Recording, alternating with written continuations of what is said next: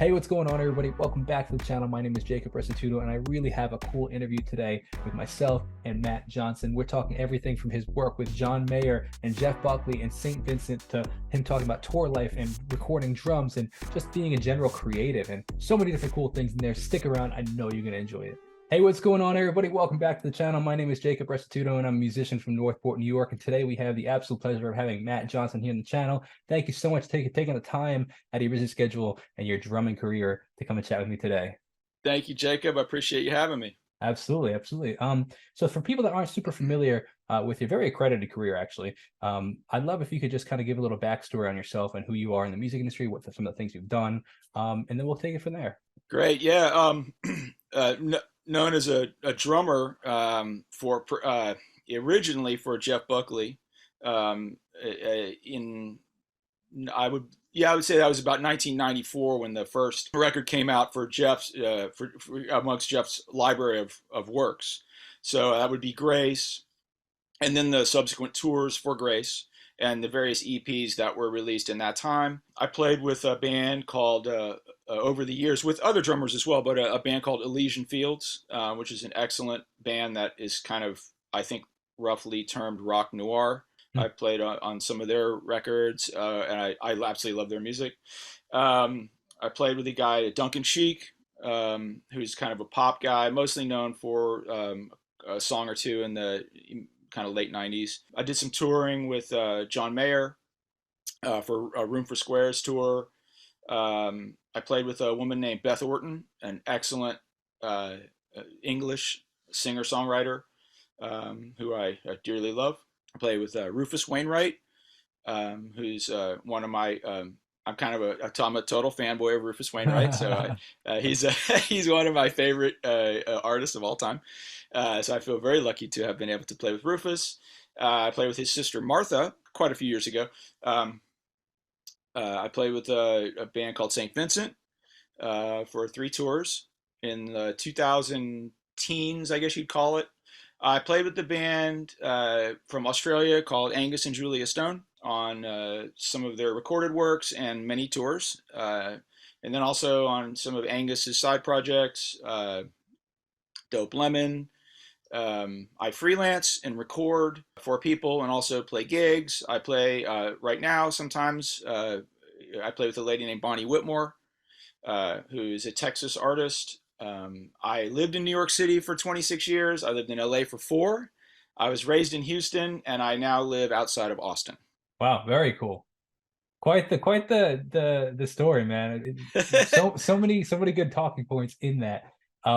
So like taking it way back, I would just kind of love to hear a story of how you got into music in general, got into drumming in general, and how that led to. Now you mentioned Jeff Buckley first, but like was he one of your first gigs, or did you have any gigs? Like how did you go from like starting the drums to then playing Yeah. for Jeff Buckley and then all the other things you've done after the fact of that? Oh, okay. Yeah, Jeff was not my first gig. The beginning of drumming for me started before I was playing any instruments because I was sort of I was born in 1970, so I was in that generation of uh, kids that grew up really with a lot of vinyl, and so we were very much into the records that our parents and siblings had.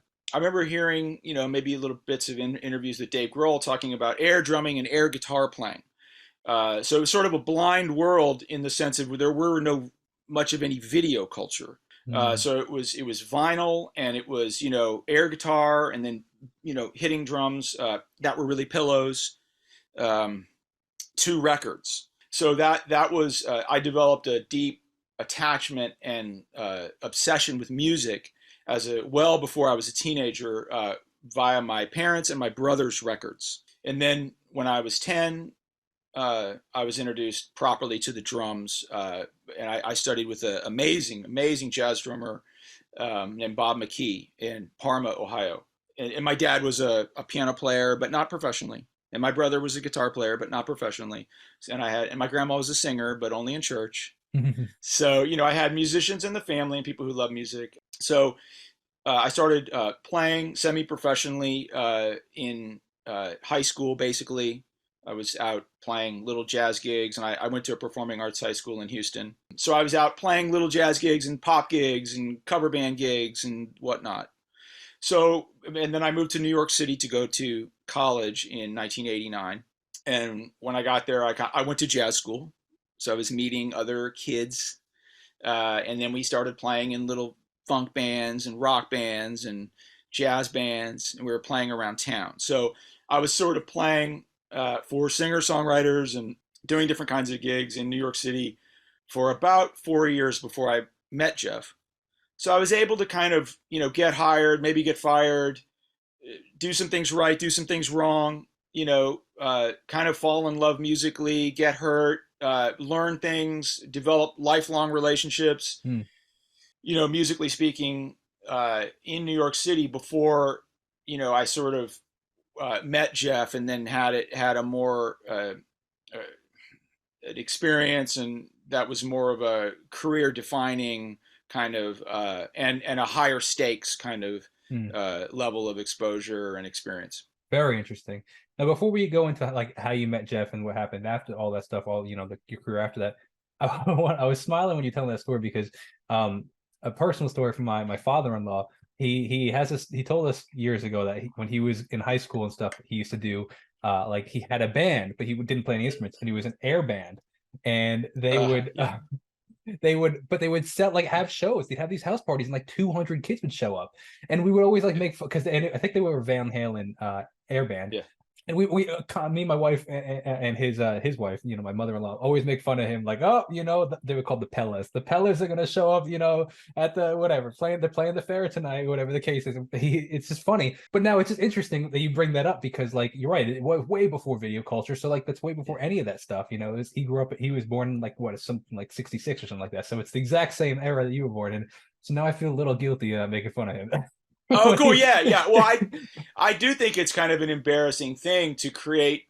I mean, as an adult, I would just be horrified if I were to act out music for people, and when they could watch me act out music. But you could also see, like, for a child Yeah, who doesn't have any experience with an instrument, the kinetic connection to yeah, music. That it's audio, but it's kinetic. It's audio kinetic. So and also there are lyrics, so there's narrative, mm, and then there are also, like, I don't know, when you hear the combination of the whole thing, like the gestalt effect of it is that it can be quite dramatic. yeah.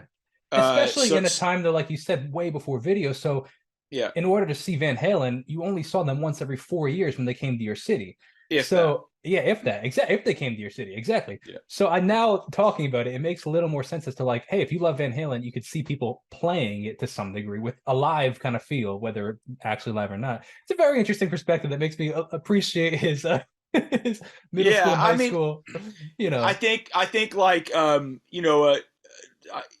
to some degree, all of the arts you're gonna find points of connection amongst the arts, but like for kids to be acting out music, well, there's an element of acting in it, and there's Yeah, an element of drama in it that yeah, is very interesting, man. it's not separate from the music, but you can see how it's sort of all of a sudden it becomes adjacent to acting itself and the drama of a play or a movie, and it's like I just think it's normal for kids to want to be uh, to have a kinetic relationship with music, especially like for a kid such as myself and other kids like me. I know there are a lot of kids like this, but like I had no ingrained interest in sports, Mm, and in fact, sports were very confusing to me. Um, because the only reason I did sports is because I thought I had to, and then it was discovered that it wasn't so much that I was not athletic at all.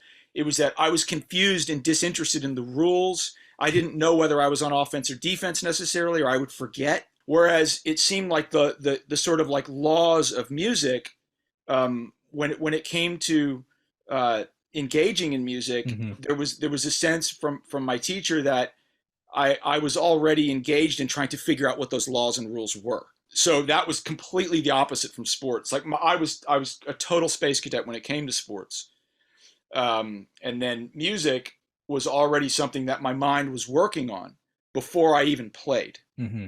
I was trying to figure it out. It's super interesting, man. I appreciate you sharing that. Now, when you were telling the story, you mentioned that when you started to play with Jeff, it was a career-defining moment that led to a lot of opportunity after the fact. Yeah. So kind of what we were talking about before we started filming, just the whole goal with the idea of sharing these stories is kind of like showing people that it's possible to make something in the industry. But sometimes people are like, okay, I want to do something in the industry, and I know it's possible. I just don't know how to kind of get there. I don't know how to connect the dots. So could you elaborate just a little bit more on how those dots connected for you, going from like these gigs, playing small little venues or playing with some small little gigs, getting fired, getting hired, to then playing with a huge name, and then how that led to so many more opportunities. It's kind of like that connection of dots. Yeah, I think like so. One thing I will say to young people is that if you experience the what feels like complete devastation, like if you fail or are perceived to have failed, or if you get fired, or if the people around you have decided you're not good enough, and then you actually agree with them that you're not good enough, and that hurts you a whole hell of a lot, that actually would describe perfectly many of my experiences. That those are part of the experiences of, I think, of probably most successful artists. Like I feel like a lot of successful artists probably have the very same experiences of people who experience some type of failure that is so painful that they quit. Mm. In other words, I don't think the all of the successful artists, and musicians or whatever, I don't think that they lived a life where they did not fail, Yeah, and sure. and, and they did not experience a devastating pain. Mm. I think that probably many of them did, and I certainly did.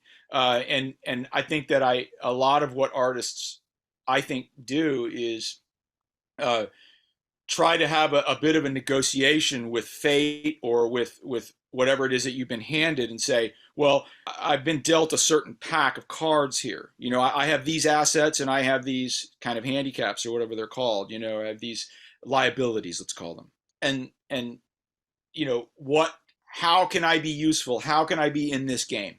What role will I be suited for, where I could be remunerated, and I could be in the flow of music, or in some way creative. So that leads me to the idea that a lot of that stuff isn't really linear. Like my vision of what I might have wanted to be when I was 14 or 10 or 18 or 25, those are different ideas and ideals or archetypes of what I might be able to achieve or be seen as, or whatever, or what I might be able to do, in terms of my capabilities or something. Like those are all different narratives. So, some of it is, just there's a bit of flexibility there with accepting or possibly rejecting roles that you might take on Hmm. in order to kind of push the whole professional side of things forward. Yeah, very I mean, I interesting. think there's part of the spectrum. You could be doing something that's very creatively rewarding, and you know uh, it's well compensated for, financially, or not, and then you could be something that's completely creatively stultifying and is either well remunerated or not. There's infinite combinations almost of those things. So then you're going to have to get into, how do you define success? Yeah. It's really interesting you bring that last part up. I was reviewing a conversation that I had on a previous interview with somebody else. I was posting a clip of it and I was listening back, and the interview was maybe a year and a half old, so it was kind of refreshing my memory. And the clip said, and it was a good reminder for myself, is that so often in the creative aspect of work, I guess any work, but we were talking creativity, and he was talking about the fact that there's three kind of areas that work falls into, and it's the monetary area, like you just mentioned. It either rewards you monetarily, it rewards you creatively, or it rewards you in your career. It's either career, boosting, monetarily boosting, or creatively boosting. And the goal would be, when you can do as many of those as possible. Like if you do just money based, if you're just working towards money, you're gonna hate it. You're not gonna actually be creatively filled, and it might not, benefit your career. If you do only career, well, you might be broke. You know what I mean? And it might not be benefiting your creativity. So it's trying to match all those. If you can do all three or two out of the three, often. It was just so it's interesting you kind of bring that up. Now That's right. I'm super curious to hear. I want to talk about your time with John Mayer on the Room with Squares, but before we even get that, I'd love to hear how you even came to meet Jeff Buckley, and then we'll take it from there. It was sort of seemingly random that the way I met Jeff. That this was a time where people had cassette tapes inside of these boxes, these answering machine boxes, on hardline phones. Yeah, So yeah, yeah. I realized that a lot of young people are digital natives, and they might be going head scratch like answering machines. They may not have even ever seen one. So yeah, you had your cassette tape, loaded answering machine. But I met Jeff's girlfriend at that time, Rebecca, on the street because she was walking around with one of her friends, who I knew. Um, he was a musician, so I sort of just went out to say hi to him, and then I met her, and then Wow. he told her I was a drummer, and then and then she got my number, and then that number got passed on a piece of paper to Jeff, and then Jeff picked up the hard line and called me and left a message on a cassette, on a cassette tape that I happened to hit rewind and listen to, Mm, and then called him back and probably left a message on his answer machine, that kind of sure. thing. Now, So where was he in his career at this time? Did you know who he was? Was he nobody? Like, where was that in this? oh, I had no idea who he was, and I had no idea who his father was either. Mm, I mean, I knew who some of Jeff's father's peers were, and I, sure. I would think that those were mostly, I guess, Southern California 60s and some 70s artists, within the songwriter scene of that time. So some of those people became really famous and were, Hmm. some of my first memories of music were probably people that Tim Buckley, Jeff's father, knew, Yeah. but I didn't know him. So yeah, Jeff had I believe done his concert. I guess it was a Shanae concert, or it was a concert at a church wherein the labels were there, and he kind of unveiled his. It was a solo performance, I think, before I knew him, and he sort of unveiled his, all the different things that he had, like Hmm. his voice, his guitar playing, his interpretation to songs.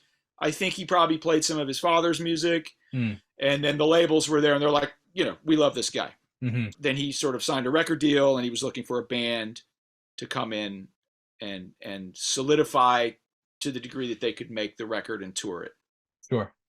No, very interesting. So it's so much of they say being at the right place at the right time, but to some degree also like was the friend that you met a musician, Jeff Buckley's girlfriend's friend, or was it just a friend in New York? Yeah, he was a musician. Well, here's an example. I was interning at Philip Glass's studio on Broadway, as like a recording assistant, Mm-hmm. which only lasted a little while. But I was learning a little bit about how to just like, spool up some tape on a 24 track Studer machine and stuff like this.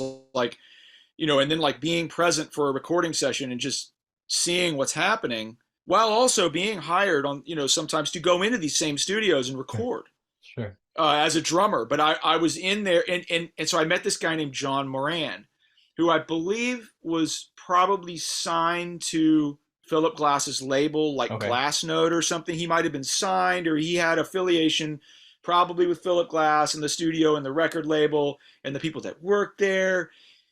So he was a composer. I think he's a bit more on the avant-garde side of things. As Philip Anyways, Glass was. yeah, yeah. So I mean, I knew him through connections related to my internship, Sure.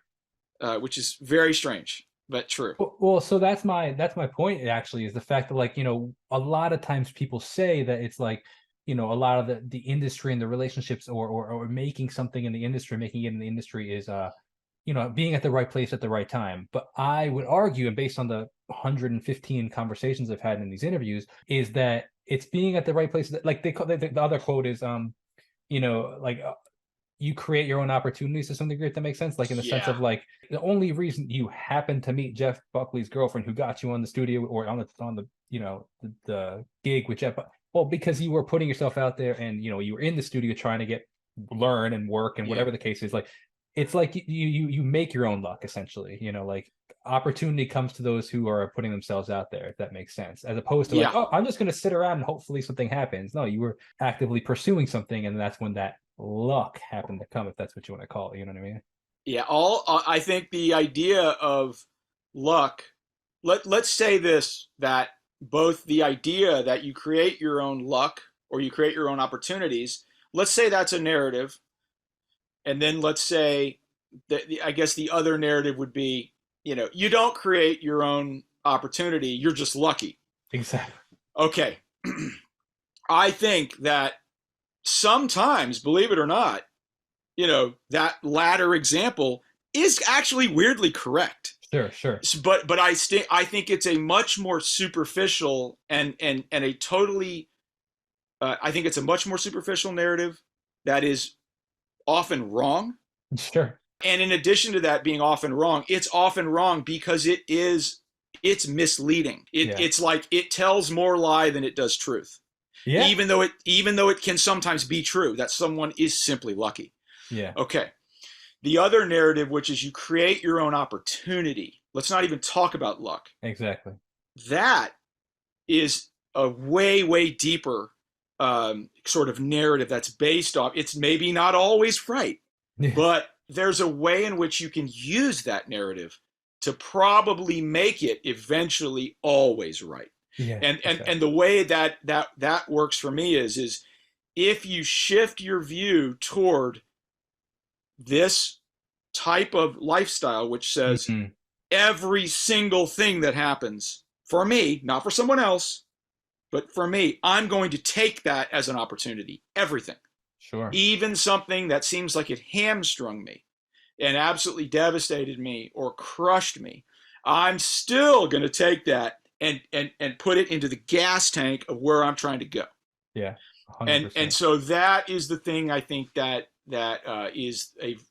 the thing I think they talk about. There's a lot of ancient literature that talks about this from many different cultures. I think it might be worded differently, of course. Sure. But I think that's well represented throughout history as a kind of a foundational principle that it's supporting of both the individual and it's supporting of the society and the collective. Yeah.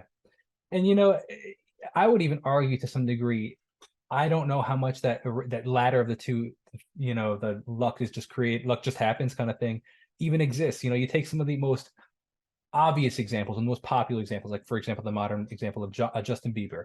This 12-year-old kid just randomly gets discovered and becomes a pop star. And while that is to some degree true, like you could also look at it from the other perspective of, well, here's this kid that had to practice to learn let's take it from the beginning. Oh yeah. He had to take the time to post the video that was seen. Oh yeah, absolutely. To go out and busk. He was on the street playing, like, and take it from there. He had to learn the song. He had to practice the song, like going back and back and back. There were so many steps before he even, as a 12-year-old kid, got discovered. So like, was he lucky? Oh my God, yeah. Sure. But like, there was all these steps, what's killing me, that's why I'm kind of almost jumping out of my seat around this Justin Bieber thing. I cannot believe that there are people out there trying to use Justin Bieber as the poster child for just being lucky. It's sure. Man, like if I tried to replace Justin Bieber in any of the categories that makes Justin Bieber like great, I would fail at everything. And I would, it's like, Justin Bieber just does not seem like a person that lacks talent to me, or that is merely lucky. So, I certainly wouldn't go jumping out there and trying to, put a name on who that person would be that is just lucky. But man, it ain't Justin Bieber. You know what I mean? Absolutely. That guy's got plenty of talent. Absolutely. No, a very, very, very interesting conversation. And I actually appreciate that little where we went with that, because I think it's inspiring to a lot of people to be able to hear that. It's like, oh, it's not, you can create your own luck. You don't have to necessarily go out and like just be lucky, but it takes work to be lucky, quote unquote, if you want to call it luck, right? Yeah, that's right. It does. And let's go into this. Yeah, totally. And here's, I think, another thing that I feel like it's important to point out, just for me, like I have to watch myself for all this stuff, right? Because absolutely, man. My awareness can atrophy and kind of metastasize into negative thinking. I do it. 100%. And the thing that I really need to do for my own good is figure out a way to be genuinely respectful and genuinely happy about other people's success. Yeah. And not, and not kind of like cloak my jealousy in something about like, they don't really deserve that, or I don't like their thing. It's like, well, you may not like their thing, but you start getting into this narrative about whether or not somebody deserves something or if they're lucky or not. It's like, you know what? You're doing a lot of damage to yourself when Sure. when you just don't get behind, because I think they call this tall poppy syndrome. So Okay. a culture that has tall poppy syndrome, it's sort of like, I'm making this up as I go along, and I apologize, but I think there's this kind of collective, unspoken consensus that, hey, if somebody achieves too much and rises too high, and it's a tall poppy, let's cut them down. Mm, Right? So they don't sure. really want any individuals excelling too much because it Sure. makes people feel bad about their own mediocrity. Sure. Right. So so I think one of the best antidotes to buying into and investing somehow, even subconsciously, in your own mediocrity is to just be like, no, no, no, no. I'm not tearing down those tall poppies. I'm not getting with the mob. I'm not doing that. It doesn't mean you're instantly going to be like, repaid for that somehow. It's Sure. like, Sure. you know what I Sure. mean? It just means that, like, in the long term, I think it's a bad idea Yeah. to get invested in, even if you don't celebrate those individuals. If you're Yeah. engaged inside and kind of ripping them down, I think that might be bad for you. 100%. And it's funny. A tall poppy syndrome sounds a bit like socialism to me, but Yeah, exactly. I think so. Well, I think there are economic reasons for that, because sure. a lot of the socialist economics are based off of like things like quotas that are top down. So this part of the economy will deliver this amount of stuff, and then and that's a quota, and it's to be fulfilled. And if somebody in the factory is working too hard, well, then that might raise the bar of expectation Sure. Sure. that Sure. that the Yeah. top of the bureaucracy would then start to demand from everyone. And Yeah. so they get mad at the person who's making everyone else work harder. Yeah. Yeah. So you could see the economic incentive within a socialist idea for tall poppy syndrome. Yeah. Absolutely. Absolutely. Very interesting. Very, very interesting. I'd love to segue now. So it's interesting you bring up John Mayer's Room for Squares because he was on the list of, I did some research before we started this, and he was on the list of people that I was going to mention that you had played for. I didn't realize he was on that album, and it's interesting you bring Oh, that I up didn't play because on his record, I'm just sorry, his like tour. the tour. I'm sorry, yeah, Yeah, tour. just the tour. Yeah. Regardless of the fact, though, it's interesting you bring that up because um, so as I was preparing for this interview, I was like, I don't know if I don't know if I should publicly say this, but I don't know if I've ever heard Jeff Buckley's Grace album straight through or anything like that. So I've heard, pieces of it. I just don't know. So I don't know, for the comment section, don't hate me for that. But point being, so I was like, let me go and listen to it before, before we talk. I just kind of wanted to immerse myself a little bit more, especially because I've heard a lot more of the your more recent. Like I've heard Saint Vincent, I've heard John Mayer. I know Rufus Yeah. Wainwright. So whatever. Point being, and plus it's such a classic album. I figured let me go back and listen to it. It was interesting that you bring John Mayer up because I was taking notes because I do another series on my channel called Album Reviews where like I believe that creativity drives creativity. So like or art begets art. So when you listen to something new, it creates it, fills your inventory of creativity, and like it helps you be more creative. So I've been intentionally trying to listen to new things, but I've also been trying to make the most of it and make videos about what I'm making, right? So like I listen to a new album and be like, hey, this is what I learned or thought or found interesting about the album. So I was taking notes, and one of the notes that I put for Jeff Buckley's Grace album was the fact that I could hear, I think the album came out in 94, I believe, if I'm correct. Yeah, that's right. Yeah. So I could hear the influence of things after the fact. And I'm not saying that it was directly influenced by the album, but culture and the musical culture in general that might have been created through that. Like I heard a lot of Nirvana in there. I don't know when the Nirvana time was, but like exactly like the years. But I heard some Nirvana influence. I heard Alanis Morissette influence. And then thirdly, I heard John Mayer influence. Like in that, like meaning in John Mayer's music, I was like, oh, this Jeff Buckley album kind of sounds like John Mayer, which means, Room for Squares didn't come out for another couple of years. So like, it was just Yeah. interesting to hear all those like influences. And I was like, just cool going back. And it's interesting that the thread that's kind of continuing is like, oh, well, you played on Jeff Buckley's, now it's, John Mayer, just continuing the thread. It was just an interesting, I don't Yeah, know. Jeff Buckley's not the kind of artist, and I think there's a lot of reasons, in a way, really good reasons that you haven't really had occasion to hear it, because that record, Grace, wasn't really mainstream successful. It wasn't that widely relatable, but Mm, it seems like it was something that people really liked, who were kind of specifically bias towards just really being into music. Yeah. So the musical community seemed to respond overall really well to it. But that, in terms of the gen pop, there were quite a lot of fans, but like it didn't necessarily. I think probably the reason for that, just from a zoomed out perspective, is that it didn't so much fit into pre-existing genres as it kind of was more fertilizing, or it was fertile or kind of leavening for the overall culture that generates genres. It was sort of like not something that had a very unifying quality about it. So It was more eclectic. yeah, this is now the I guess we could say the third time that I've had this exact conversation this week because it's so interesting. Now you're bringing it up for like somebody else's third time. This idea of genre creators, and the way I want to go with this is the fact of like I've been really intrigued with the fact that like so many of these household names that we know weren't like super like crazy like they weren't crazy what's the word I'm looking for, like they didn't sell tremendous albums. And the fact that like I just finished the Bob Dylan biography, and they were talking about the fact that like by the time I think the 80s came around, Bob Dylan had released 20 albums. He was very widely known and very wildly famous. But when Michael Jackson's Thriller came out, Thriller sold 3 times the amount of Bob Dylan's entire discography. And I just that album sold entire, triple of Bob Dylan's biography. And it blew my mind because Bob Dylan's still regarded as one of the most influential songwriters in American culture, and everybody knows his name, but he wasn't nearly as commercially successful as Michael Jackson. Yeah. And it's interesting you bring up, you say that about Jeff Buckley, but I would say still everybody, I would say he's a household name. Almost everybody, at least, gotcha. Maybe not necessarily the generations younger, but like at least my generation and older definitely know the name of Jeff Buckley.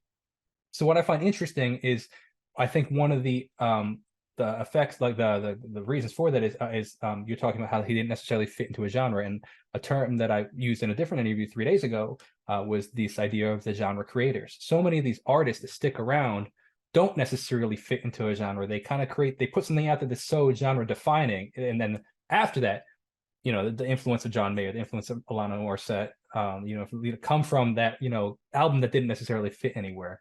Like who would you say who sounds like the Red Hot Chili Peppers? Right. Nobody. But that's why they've been around for 20 years, 30 years. That's right. And it's interesting. We're like so and so may be incredibly famous and sell more than the Chili Peppers, but like they don't have that lasting name because they sound like whatever. They sounded like the Chili Peppers, so they'll never be up there. It's just very interesting. This is very interesting. I think in a way there's like a beginning. There's like if you had to reduce the quality of your resolution of this particular subject down to like two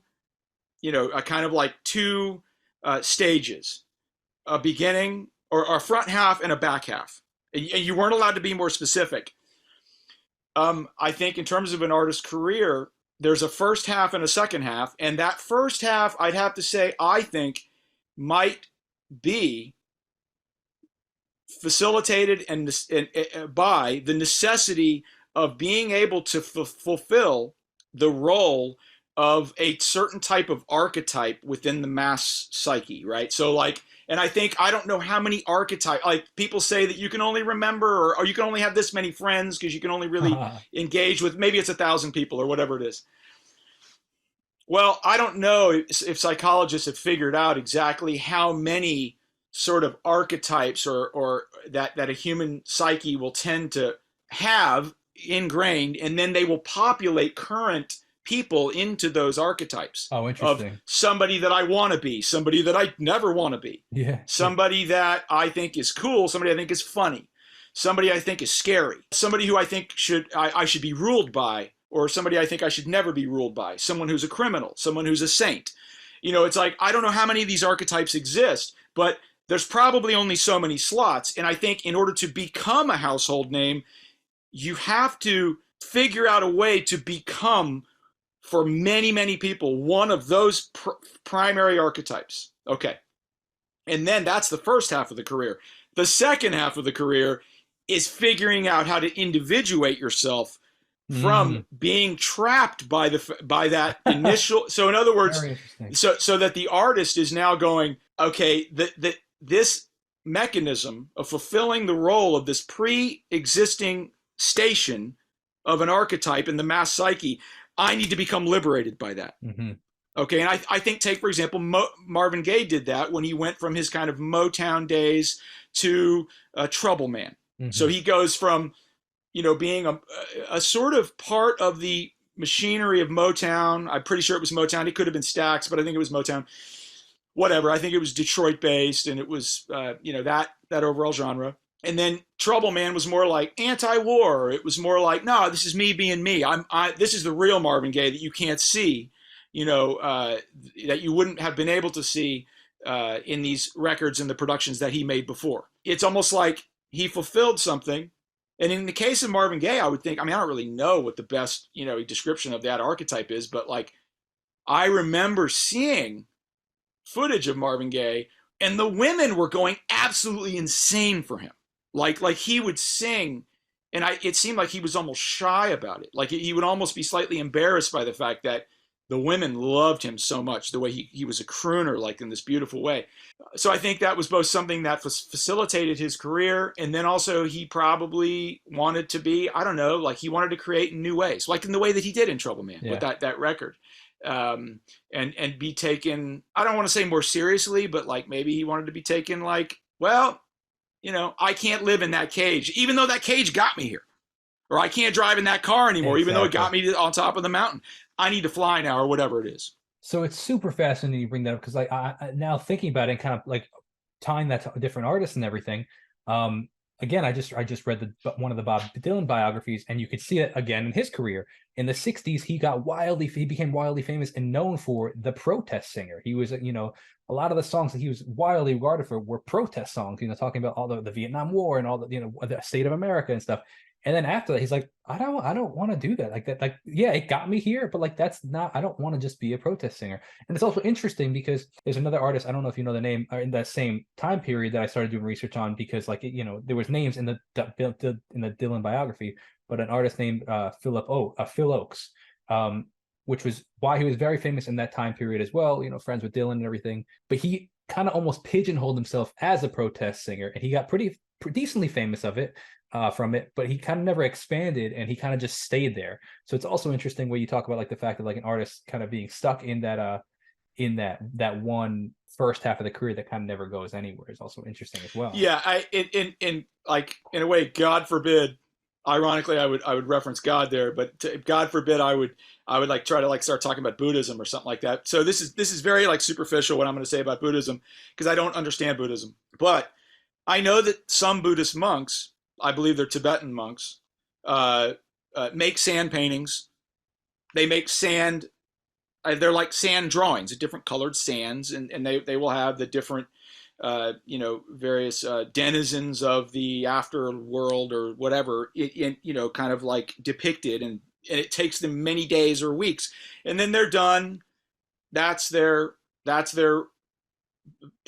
don't even know what to call it, but that is their process, and then they blow it all away, right? And then they collect all of the different organized colored sand granules, they're made into this beautiful painting, and then they all get like swept away and probably into like the same urn or something, to where the sand becomes mixed, like in the way that it is on the beach. So that it would be like impossible in a way for anyone to ever break those sand grains out again and organize them and make a painting out of it again. So what I'm trying to say about that is that anything that you're constructing as an artist is both a vehicle, but it's also like a cage. So the degree to which you're going to build something, it's almost like it's similar to the first half and the second half again.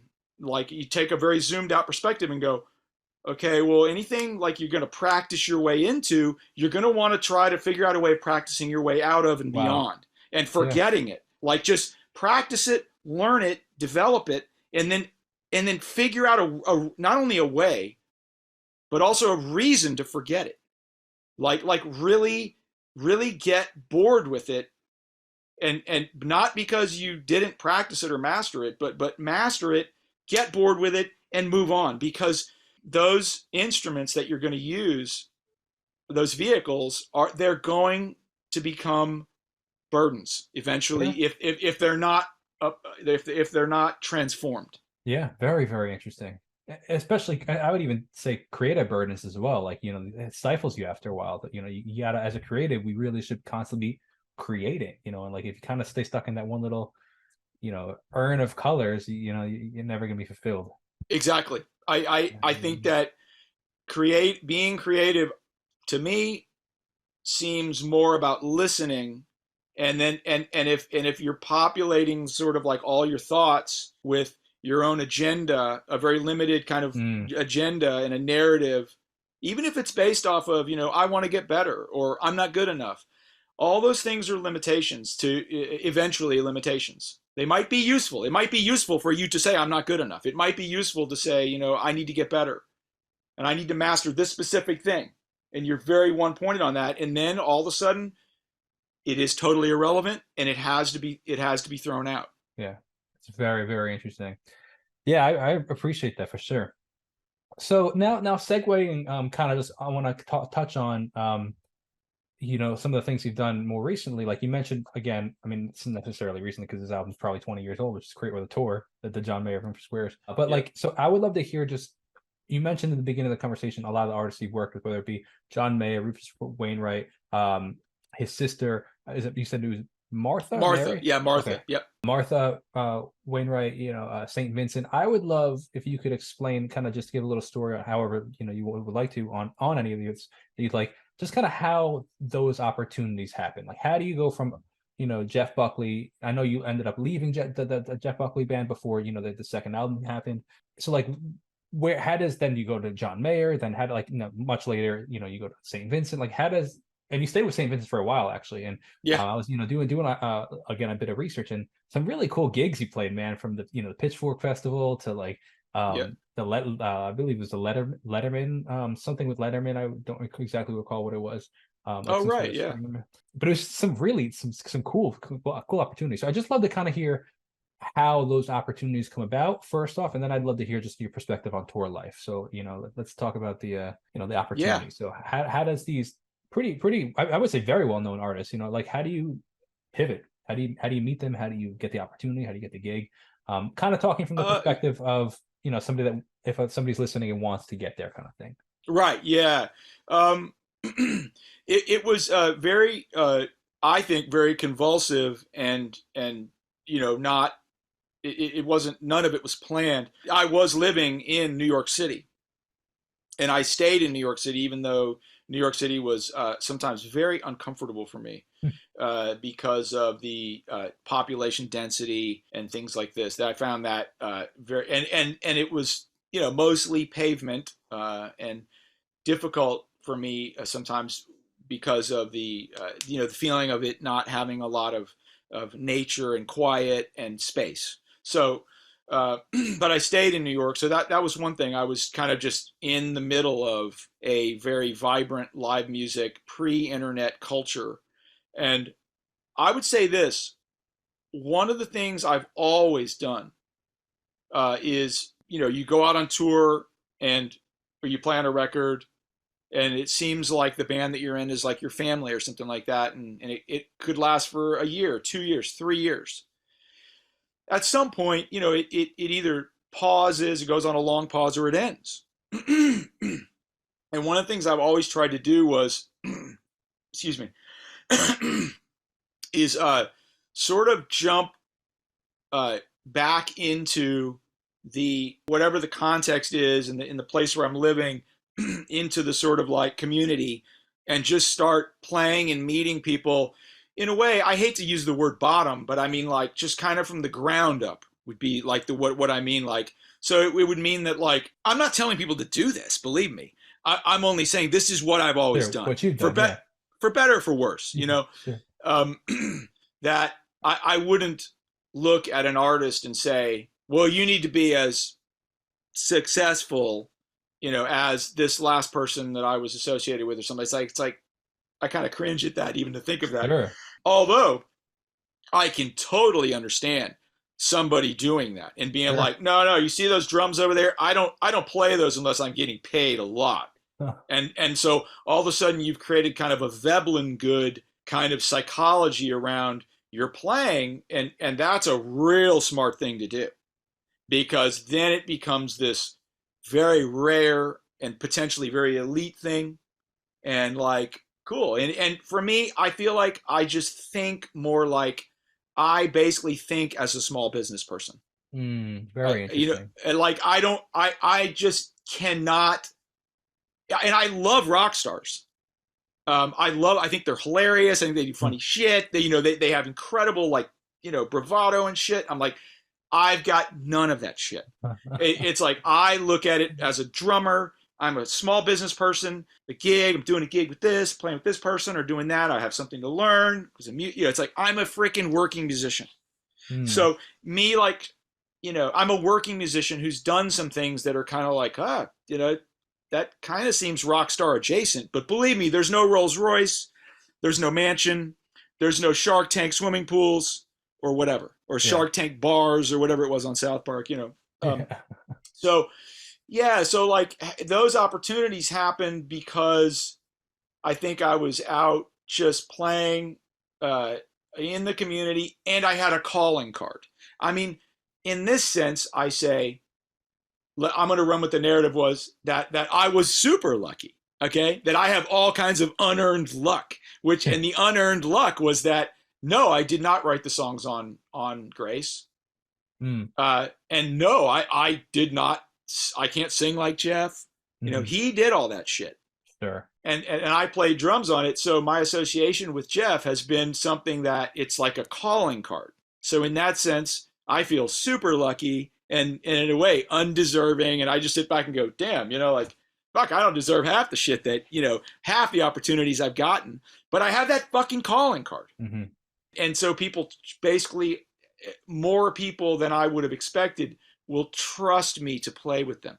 Sure. They they Sure. they feel like, you know what? He's not going to drop the ball. Cool. It's good enough for me. Sure. You know what I mean? Yeah. So sometimes, I might meet somebody and they're like, oh man, like it might be a little younger. They're like, oh, I was air drumming to your shit when I was 15 or something.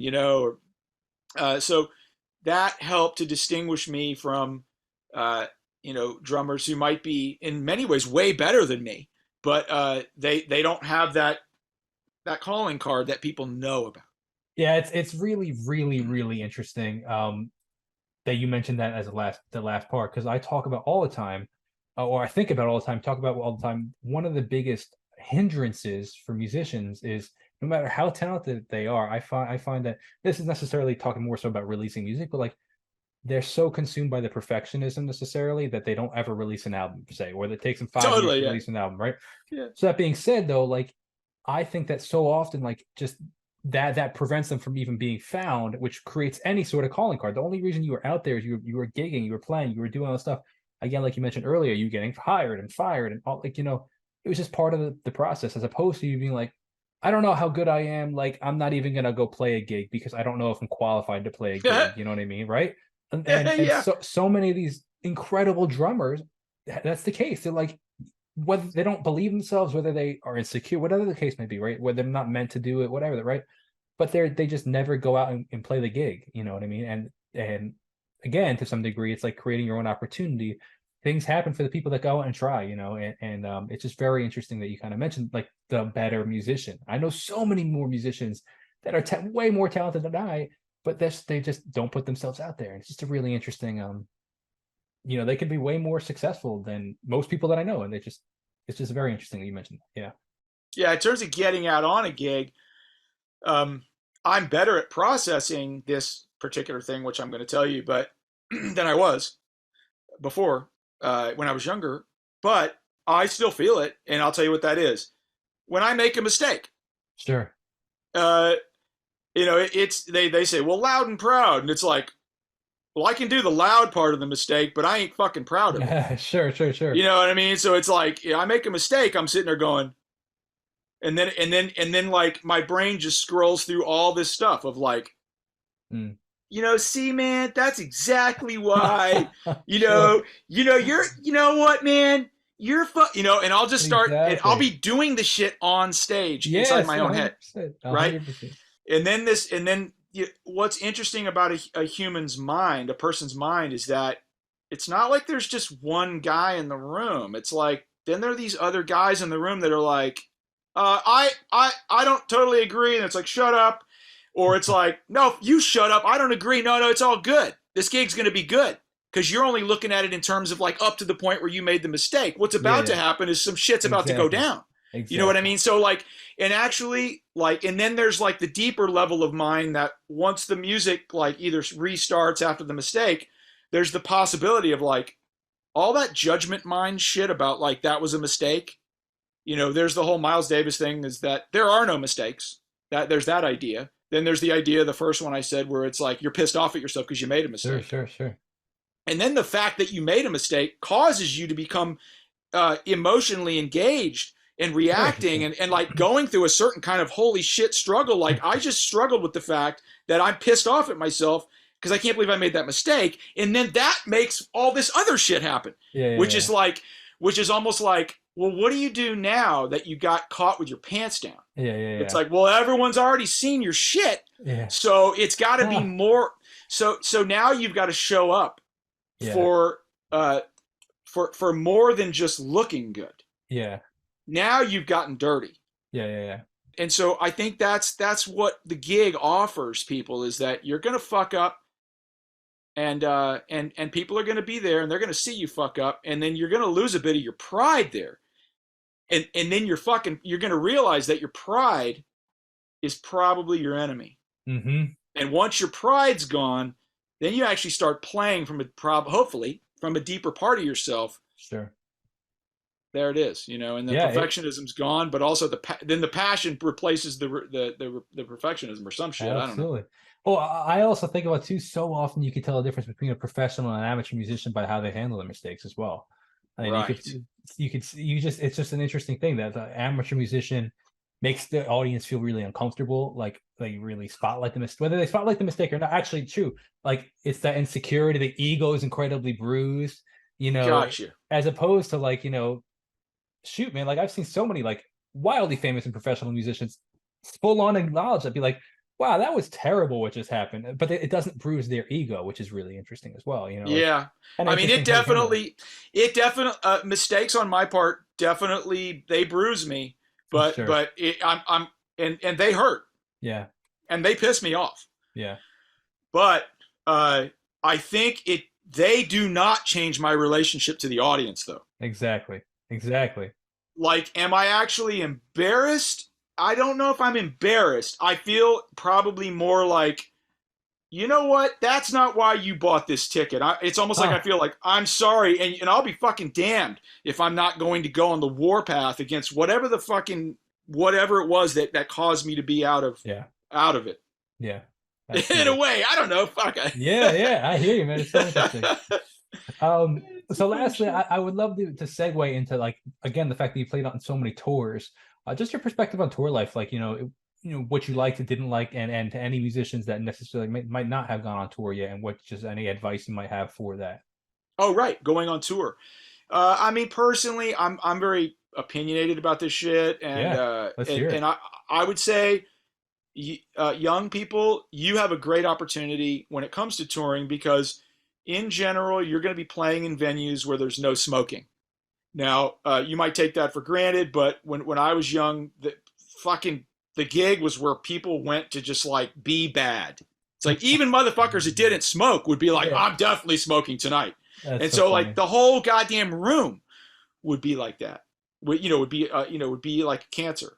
So you're already starting out with, in general, from what I can tell, people aren't smoking, so you can get up there and breathe clean air. Mm, And personally, I think people are best off when they start young, and they're like, even it, because when I was young, I was real nervous, and real like I'm saying in this interview, I'd be real skeptical of myself and real panicky about my shit and feel bad about myself. And sometimes I'd use alcohol to try to like get myself to just relax. And I did that for a while. Then I said, man, that's a crutch. I really, I literally, I can't do that. It's shit's gonna kill me. hmm So I would say whatever crutches you can identify, try to get off the crutch Mm, and yeah. try to be healthy. Try to, as a young person, invest in yourself. Like imagine that your body has all the different little hormones and chemicals and things that it needs to get into the state that you need it to be in. Yeah. It's just figuring out, how to live for you that gets you into a zone where you're immersed in the music, and you can do it in a way that's healthy and sustainable, and hopefully grows. Like Sure. it has a compounding effect. So that would be, when it comes to touring, stay healthy. I do think that sometimes with the smartphones, um, that people are very much in this part of their body. They're in the upper part of their body, and they're in this part of their mind. We are in that part of our mind, which I don't know what it is with a smartphone, but it's like watching TV. So I'd say, like, figure out a way of getting your whole being engaged in something. Like, I don't know what it is. Everyone's different, cycling, or it's running, or it's walking, or it's something, yoga or something. Get your body engaged. Get out of this like thing with your hands. Like, get your legs and get your whole body involved in Mm, something as often as you can. Try to eat well, and also, like, remember your family. Like, sometimes when you're young, you go on tour, like you get off on some trip, like you think you're like super special, and you think you're super cool, and you think you've succeeded, and like, you come up with some stupid narrative, and it's like you get kind of like, you could get onto an ego trip. And sure. what I would say is that shit does not pay off. Don't go in for the ego trips. Like, if you have a girlfriend and you're on tour, don't fuck around in your girlfriend. Okay? And don't take advantage of people sexually, or because they're looking at you, and they're fucking starstruck. Don't take advantage of people. Be cool. Is insofar as that is you have to interpret what I mean by be cool, but it's like, be cool. Yeah. Like, maintain some fucking decorum. And Yeah. and you know what I mean? Like, I understand the 1960s and all that bullshit. And like, I'm just saying, like, that shit's gone. And like, Mm, think about the world that you want to create. And yeah. and maybe it is totally wild, and maybe that's fine. But I feel like there's a lot of manipulation that goes on there. So when it comes to that, don't hurt people insofar as you can. And what else on tour? Um, I don't know, man. I think the rest is just, you know, the rest is things like, when the tour ends, if you don't have a bunch of mailbox money, what are you going to do? Mm, Uh, so, get a strategy for that. mm, Like, think about music either, in a more diversified way than just a touring. Not, I don't want to say just a touring musician. I don't mean that to sound demeaning, but try to like outfit your life to where the touring is a part of it, and then there's a bit of continuity when you're not touring financially. yeah. Basically, like, look, I'll just be more blunt. There's a way in which, like, touring can lead to an extension of adolescence. Very interesting. And like, don't don't take that pill. Hmm. Like sober up, and like, just be a professional about the shit. I believe me, I'm not preaching. I'm saying this to myself. It's like, Yeah. be a professional, and like, sober up, and tour in a way that's sustainable, Mm. and where you actually get better every night, and and Sure. and where you're listening. You could change your monitor mix a little bit every night to where you focus on different musicians Mm. from wherever you are. Yeah. I wouldn't recommend that necessarily for singers, because their job is so incredibly, well, it's central to a lot of bands, is Yeah. singing. So don't singers, you're a different category. But if you're a bass player, you're a guitar player, you're a keyboard player, drummer, you guys can fuck around with your mix. Like, do a keyboard heavy mix one night, guitar heavy mix, then get all up into the bass. Just see if you can take a journey through the band, and then do Mm. different things with panning, so that you're listening differently night after night. That might help to keep the band feeling good, Yeah. because I think the way bands are going to feel good over time is going to have a lot to do with the quality of listening. Yeah.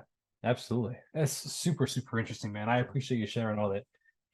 Yeah. To wrap it up, I'd love to hear some of the things that you're up to these days. What are you up to now? What are some things you're excited about or looking forward to do?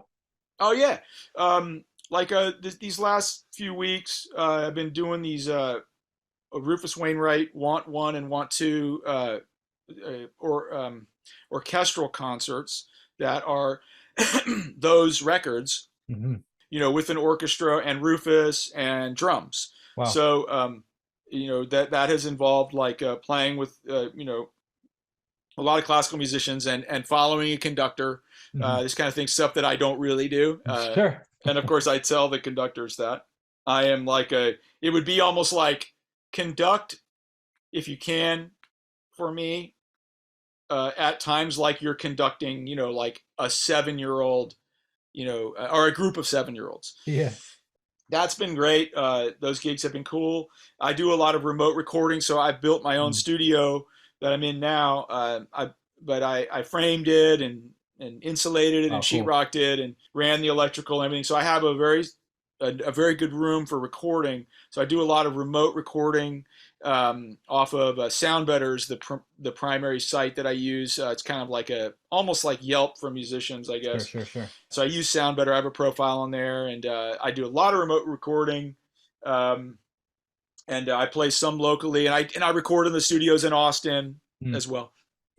Briefly, I want to touch actually one of the talking points, and you reminded me of it is the studio that you built. I, make a ton of music myself for my own music career. And I just started getting into tracking my own drums. I don't play drums like my, bandmates drumming.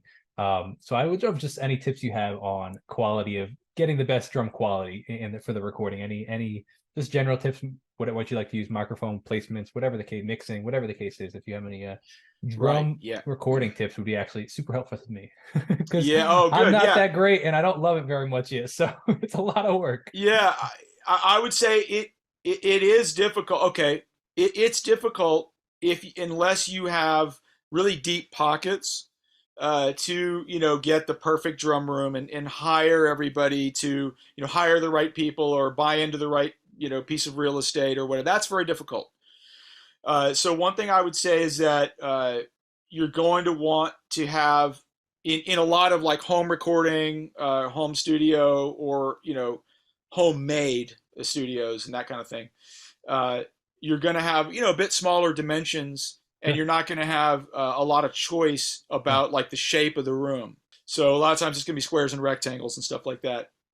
So one thing I think is important about getting good drum sounds in the room is that having a lot of bass traps so that you're absorbing a lot of you're absorbing a lot of sound, particularly, well, I don't even say particularly, probably in all frequencies there's a lot of absorption going on, um, and figuring out how to do that, and then of course a lot of diffusion, like really complex scattering of the sound waves Mm. through basically, that would probably be mostly done through panels.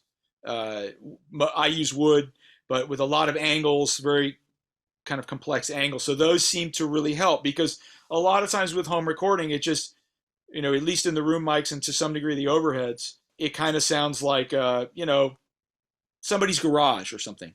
Sure. You know, your Exactly. your Yeah. studio has so much of the artifacts of, The room. a very humble room. Yeah. Uh, so I would say absorb a lot, and Uh-huh. then scatter the reflections a lot, and then of course for overheads and a lot of modern recording, like home recording settings, I think to have overheads that are cardioid, Mm. so that they're rejecting the back, so you're really not picking up your ceiling. You're protecting you're sorry, excuse me, you're picking up what's in front of the mic, Sure, or sure, sure, below the mic's sure. facing down. So what I try to do is really dry up the ceiling a lot in the first place, and have a bass trap right behind the drum kit, and then have cardioid mics that are really a little bit more directional for your overheads. Hmm. And the rest is, having some decent room mics. That can be tricky, the placement of room mics, but for a lot of modern recording, you're going to need to have close mics. I think. Sure. Overall, close mics are very, very useful, and you're going to want to have really solid signals. I kind of use, as my archetype for most things that I do, is Steve Gadd. Um, his drums were a little bit more dry, and a little bit more muffled. He didn't tune particularly high, and I'd say he was maybe a medium. He might even been tuned a little on the low side, but there was always compactness and adaptability to his sound. So, sure. Am I referencing Steve Gadd for the zenith moments, like holy shit, Mount Everest of genius moments, like in a drum clinic? No, I'm talking about like the working Steve Gadd, like him working in a studio, like playing in time so well that it kind of like opens up, I guess, a new suite of possibilities for how he could play, because he was playing in time so well, and then playing dynamically so well that it yet again opened up a lot of opportunities for how he could play, because he was making such great dynamic decisions. Sure. And then also like the treatment of the drums was both like really robust and punchy, but also dry. Yeah. So he was he sort of like he had created this kind of vehicle to where he could travel into all different kinds of musical idioms. Sure. In a way that was so masterful. So like I think about Steve Gadd a lot, and so that's why a lot of times I tend to record drums a little more dry, because I think people have a lot of agency in the later stages of production to kind of wet them up a little bit. Fascinating, man. I really appreciate you sharing that, man. Thank you. Sure, of course. So I really appreciate you taking the time. The final question I like to ask every guest that I have here on the channel is, now that you are where you are in your career, what is something that you wish you knew when you first started out? I think what I wish I knew was that that I should, as a matter of principle, I should in some ways apply myself at really every reasonable opportunity, rather than engage in doldrums or depression or doubt. That would have been a kind of a stoic message. That it's not that I can't blame anyone for not having told me that, because I think I did have positive examples of that, and those examples did help. Nonetheless, I feel like I could have applied myself better. And I could have, I recorded a song for a guy the other day whose lyric was something like, one of the lyrics was something like, imagine, what's possible if you live simply without any fear at all. Yeah. Now, as a poetic kind of statement or whatever that is, obviously there's a reason we have fear. It keeps us from doing just incredibly dumb shit. Yeah, exactly. But I understand what he means. Yeah. As a creative person, like, well, wait a minute. What if you just like what if you weren't so protective and so engaged in maintaining this narrative of like, I need to protect myself because I'm hiding the fact that I'm no good, like imposter syndrome. So I feel like you just get it out get it out and be willing to be seen, and be a little bit more generous with being seen as flawed, and just get on about the business of reapplying yourself. Yeah. And just being really engaged in real time in the process, getting more experiences, getting better, and not getting stuck in anything that's depressive or negative or anything that's kind of like the doldrums. Yeah. I wish I would have known that a little bit more clearly when I was younger. Yeah. That's some phenomenal advice. I think that a lot of people in a lot of different areas of life can really benefit from that. So thank you for that. Absolutely. Yeah. Very cool. I really appreciate your time. If you could hang out for 30 more seconds, I just want to say a big thank you to everybody. First of all, to you for taking the time to come on the channel, but everybody else that watched or listened, depending wherever you're hearing or watching this. Appreciate you guys. If you made it to the end, you guys are the true ones. Definitely go check out all the stuff that Matt Johnson has been up to. Listen to all the incredible things he's done. Go watch him on YouTube, all the things. And if you're interested in recording, go check out the Sound Better, where you can work with Matt. Best way to support my channel is checking out my own original music. I'll see you guys in the next video. Thank you so much for watching. God bless and peace out.